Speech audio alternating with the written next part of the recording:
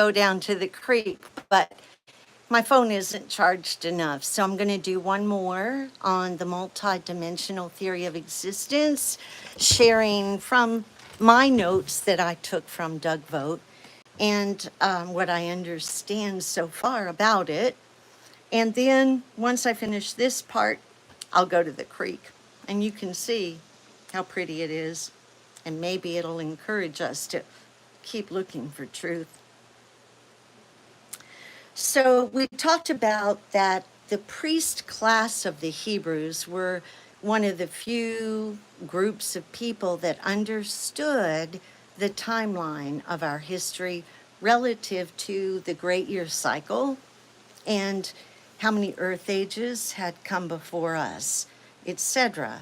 Of course, I know now that the Hindu knew it, the Greeks knew it, the Chinese knew it, the Japanese knew it, but we don't always have access to some of the Eastern countries' information, or the countries like Russia. So they probably knew too, and we just maybe didn't know they knew. At any rate, any organization that cared about the future of their citizens had to understand their history to some degree. And the only way, well, the only way to really understand our history is by looking at the rocks. And that's why I wish someone had told me I could have been a rock person. I could have been, instead of a leadership teacher, or a cemetery person, or whatever I am. Okay, so the Jewish legends are, okay, so the Torah takes the Jewish legends, the stories of the patriarchs and the matriarchs, and puts it in a story form. There's a problem though. Their objective is not to tell the story, but to deliver in code the timeline of the earth history. So when you read the Torah, you think you're reading words, but you're not. You're reading a chronology that the Hebrews wanted to pass down to their people. So what they did was use stories. If there were, let's take the Epic of Gilgamesh, for example, which was the Sumerian Akkadian creation story that talks about Enlil and Enki and some of the other gods of the Sumerian complex. And their Epic of Gilgamesh is very, very much like the creation story that the aristocrats created for you in the Bible. All of it is made up with a little bit of truth. So if they knew that a certain person lived, for instance, there is some truth in Jeremiah. I think Jeremiah might be one of the oldest books, and it was written by Baruch, who a lot of people give credit to for some truth, because Baruch was one of the main characters that we should be studying, but we didn't know about him. Okay, so the story of creation, the first day, says that it was written that God created 7 heavens, each having a different purpose. Now, every heaven, what could the heavens have been? Were the heavens the earth ages? Because there have been 7. I think we're in the 7th, or we're going into the 7th. And you've heard of 7th heaven all the time. So I don't know. I am trying to eke it out. And there may be information that I've missed. But at any rate, we do know that in the scriptures, it said there were 7. And 7 is a primary number throughout all ancient literature. 9, probably more importantly, but 7 is, 7 planets, 7 days, blah, blah, blah. 7.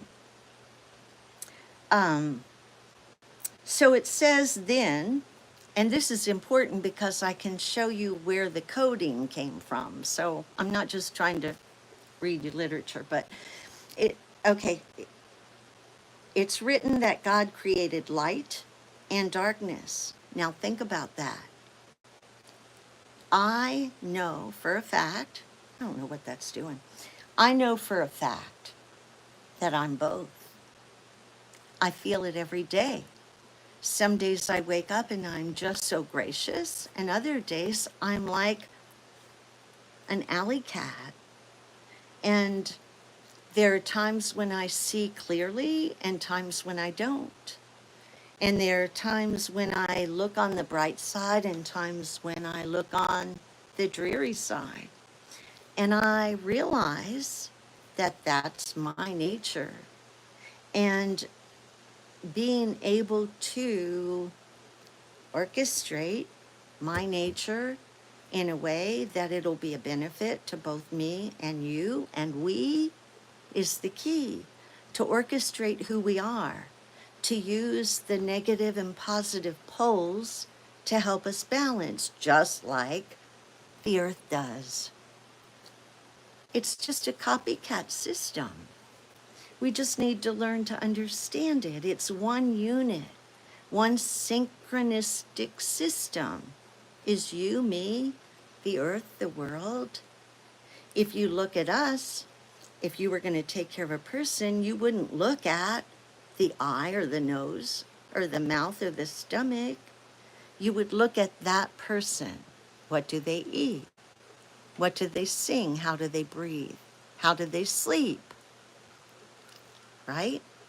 Because it's what goes in that system that creates the power in it. So it's what we put in that creates that system of power. Same with our universe, our planet, our continent. It's what we put in, it's what we invest. It's not that we're here to give. No, it's here that we're here as stewards to care for that which we've been given in a way that we nurture it to be more. And we failed. Look around, look at our water, look at our food sources, our animals, our trees, our nature. We haven't known what we're doing because we've been programmed to live for leadership, and leadership isn't interested in you and me. They're way balanced on the end pole. So it says, the heavens were fashioned from the light of God's garment. Now, what is God's garment? And who is God? My father once told me that God, and we argued more about this than anything, that God was a good operating directions. That's what he said, good operating directions. And it really is good operating directions. This benevolent God in the sky that people made up, or that the hierarchy made up to get you living like you've got a carrot on a fishing pole. And you're constantly working to be better and to be more and to be less sinful and to be more loving, but you don't know what you love. You don't know who you are. You don't know who they are. And you've been programmed to believe that you're just here to give kindness. Well, bullshit. You don't give kindness to a person that smacks your kid. It's a balance. Why are we so dumb? The programming has been deep and evil. So when we talk about 7, does that mean the 7 dimensions of existence? 7 dimensions, the first being length, the second being width, the third being depth, the fourth being time and space? Or is dimension a level of clarity, consciousness within ourselves?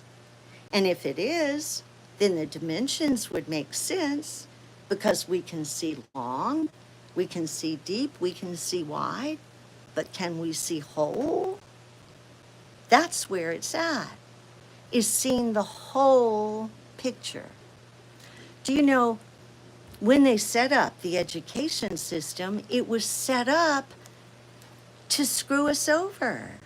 Everything was divided. You couldn't take one subject and have the big picture. And if there's any truth to why me, how did I find this stuff? And I'm sure people that have thrown me out the back door because I don't love Jesus, they probably think, who does she think she is? Proving the Bible isn't real. Well, I'm sorry. I wasn't looking to do this. I didn't plan on proving the Bible was bullshit. I didn't think it was when I started this. All I knew was that something wasn't right in Denmark. I looked around on January 6th and I went, this ain't what I signed up for. This ain't it. This isn't working. And the deeper I dug, the more disgusting it got. From one to the other. From my ancestry, on and on and on. Fakes, all fakes. Because we don't know truth. They say that when you want to find a counterfeit bill, you look at the real one, so you know it. We haven't had real. We haven't had anything realistic to look at by design. Our history was written by the victors. Pocahontas was poisoned and marketed around London to prove that the colonizers could tame the banshees. It's disgusting. But you know what? How many of your kids tell the beautiful story of Pocahontas? How much bullshit do we put out a day in this world? How much bullshit? Just speaking into existence things that we thought were that weren't. Right? Okay, so the dimensions. Could it mean the epochs of the great year? Could it be the 7 ages and we're in the 7th? Not yet brought into physical existence? We've seen signs of the other earth ages. We've seen signs in the rocks, in the trees, because everything keeps track. The trees keep track. The rocks keep track. The water keeps track. Everything keeps track but us. We can look at nature and see what's happening and what has happened. We can look at the beautiful land in West Virginia and Pennsylvania and see holes, big holes, where they raped and pillaged this land and took its nature for greed. And it wasn't bad enough that they raped our land, I say ours,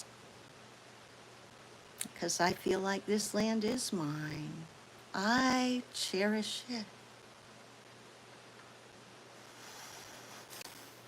There's nothing I love more than this land. There's nothing. I can get well by standing in that creek over there. I feel like I am so a part of this earth. I feel like everything in me is resonating with everything, every rock and every tree and every flower. I feel it.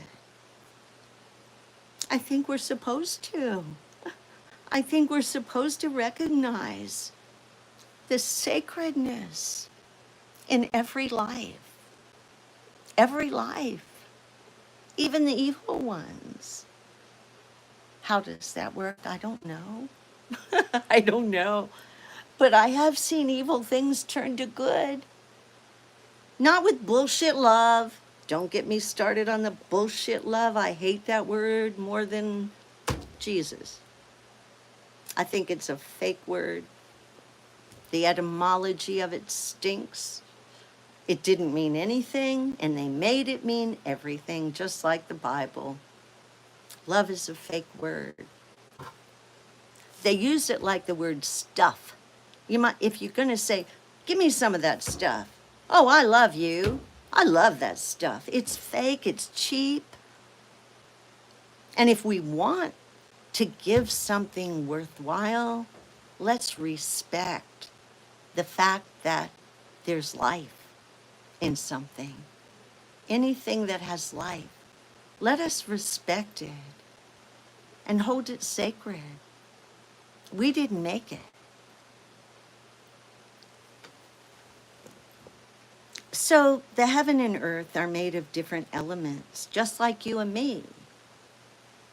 Could that mean that the information was present in the construction of the information, but not transmitted or made physical? Now, I think I confused you because I confused me with my notes. So we're talking about dimensions. What are dimensions? Are dimensions the length is one, height, depth, space and time, which are the same thing? Is that the dimension? Or is dimension a hierarchy of understanding, of consciousness, of being able to connect to the higher? Maybe. So what are the dimensions? That's a key part for us to understand. Are the dimensions the planets? Are the dimensions what? So we'll get there. Now, if you were going to create a universe, you would first do what? All things are written twice. Everything is written 2 times. Once in the mind. We have to have the idea. We have to construct the picture. That's visualization. The most powerful of endowments a human has is both imagination and visualization. And if we focus there, then we can create. We are creators. But we have to learn about our endowments like visualization and imagination because we have power, but we haven't understood it because we've been given a list of rules that we should believe rather than imagine or think for ourselves. What happens to a society when everything's given to it? They become lazy. You see any of that? You don't see people lazy to go get money as much as you see them lazy to find out who they are. They want somebody to give them the story. Teach me the Bible. Did they ever think that the Bible is one book written by one group of people in one very tiny corner of the world? 1,000,000 years ago, exaggeration obviously, written by the rulers because they're the only ones that could write or print anything or create a story for the sheep. And so, what do you think? Did you really think that this manuscript was dug up out of the dirt or something like that?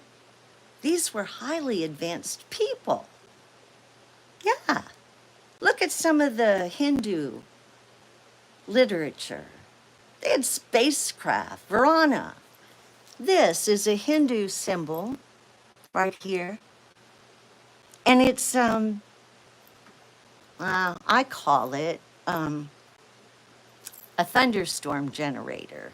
But that's not the correct name. The correct name is Vrana. And if you press in the middle, that's called implosion. So you're putting pressure in the middle, and the power is imploding, not exploding, imploding. And that implosion creates energy that comes out of both sides. And it provides energy and electric and everything we need. But it's a symbol. Everything is a symbol. Everything is a symbol. Numbers are a symbol. Lines are a symbol. Trees are a symbol. Rocks are a symbol. Everything is a symbol. And if we learn to read symbols, we would be such a bigger step up in understanding the world, because the leadership talks in symbols. Black box. If you look, you can say a company is anything, but look into the symbolism, because that's where it's at. Look at the poopy popes. Look at Catholicism. Is there anything more evil than Catholicism? Really? We've tolerated that crap for what? That's our government. That's that's our SEE. That's who's our eyes. That's who controls us, the frickin' Vatican. But we just go along with it. That's okay. Go ahead. Set up these evil people that want to make sacrifices and think they're above everybody. Oh, yeah, let's do that. Bullshit. And nobody has the guts to say. It took me 2 frickin' years to come out and say Jesus is a joke. 2 years. And I knew Jesus was a joke. Hands down, I saw the writing. I did all the research. You have to go to the Harvard Library, get the Avalon documents, start reading all the ancient documents, and then I met Doug Vogt, and then I pulled it all together, figured out what they were trying to accomplish and how they were going to do it, and voila, you got the frickin' Bible. And they had a head start because they programmed it all into people. The 1800s, there was no manipulation like the 1800s, man. Poster boys galore.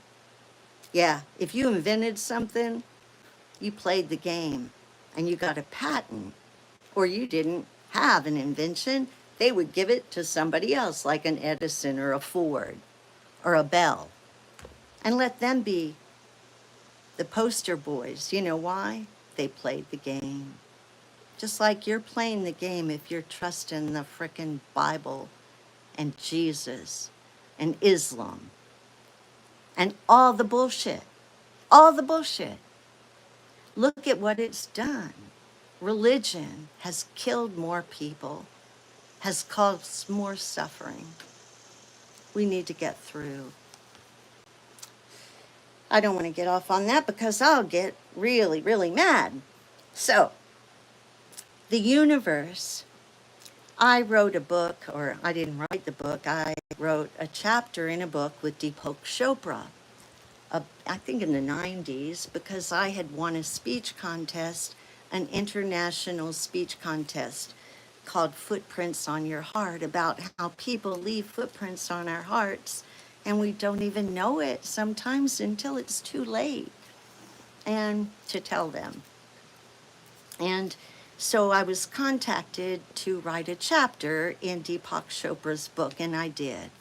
And at that time, I liked him very much, but I was still into the practicality of Christianity.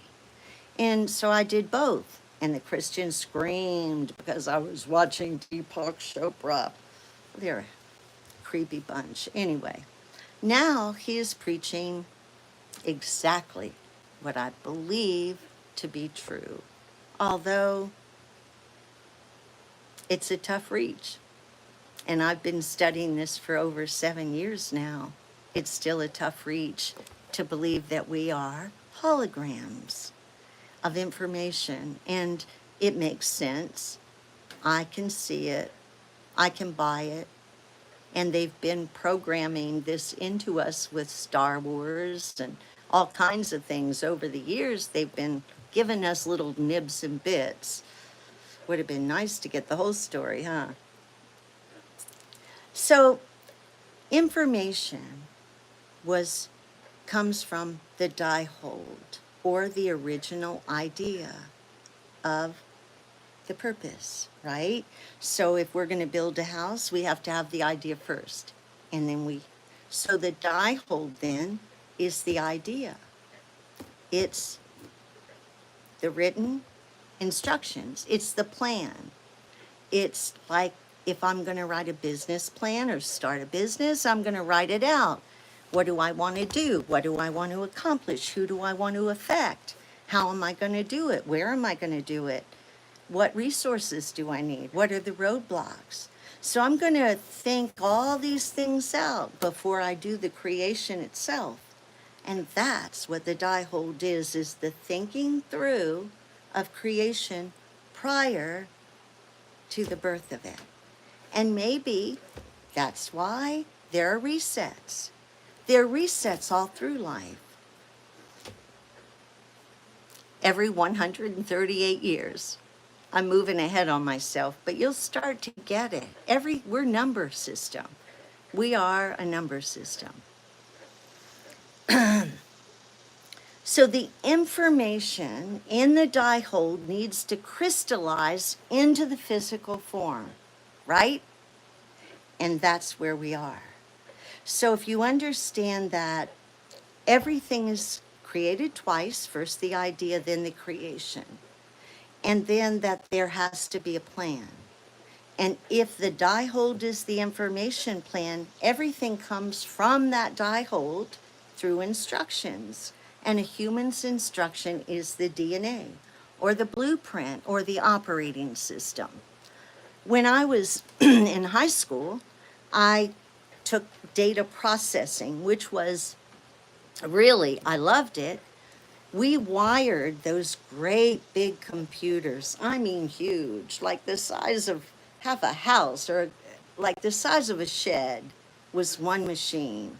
And we wired those things. We pull these huge heavy boards out of the back of them, lay them down, and get these colored wires. And then you'd take a colored wire and connect it to the hub. Remember that word, hub. That's important. And the hub that was connected to would give the information to the machine.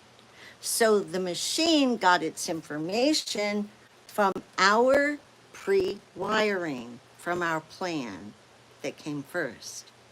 And when we put that board in the machine, if we did it right, that machine would start working, and it would take holes in cards and calculate what letter it was. And it would come up with a message from the machine. So I got to see data processing and how that automation of information works. And that's what we are. So in the die-hold is the information. And then we are wired to be that information in the physical. That computation between the biology of you and me, the physiology of you and me, the consciousness of you and me, the physicality of you and me. That's the key. And that's going to have to be the next segment. I hope you're with me. I know I'm skipping around because to get this theory is tough. It was the first thing I had to do. And when I started learning from Doug, I started learning about theory. I knew about it. I knew about Plato and Aristotle, and, there's so many. Locke, and all of them. I don't know all of them, but I know about a lot of them. So, why is that important? When the Bible was written, there were two theories that kind of were in combat with each other at the time. Plato believed that an apple had information here and form here. So the information was not of this world, but the form was, right? Aristotle, who I lean towards sometimes, he never really existed, but the information we think is his, he believed that they were one. I believe they're one. I believe that you can't separate spirit and science. How could one function without the other? I don't believe they can. We are both. We are that combo, which makes us unique. So that's the foundation of the Bible. The Bible wants you to believe that you are here and the world is here, and you don't have anything to do with it. There's the world, here's you, and you just float in and out of it. All right, could that be true? It could be, if you don't have any value for this earth. But doesn't that contradict everything? How could you be a loving, godly person or a whole person and ignore that which feeds you? Can't be. It would be like a mother having a child and hating it. Do you see? You can't have one without the other. We can't live in this world without food. We can't live in this world without so many things, without gravity. So how could we be in it and not of it? And that theory is how they get you. Theory. It all starts with a theory of who you are and why you are and where you are, but mostly who you are. And all that depends on who and what made you and why. We're getting there. Hopefully I'm charged enough to go to the creek now. I hope you're getting something out of this. Thanks for being here.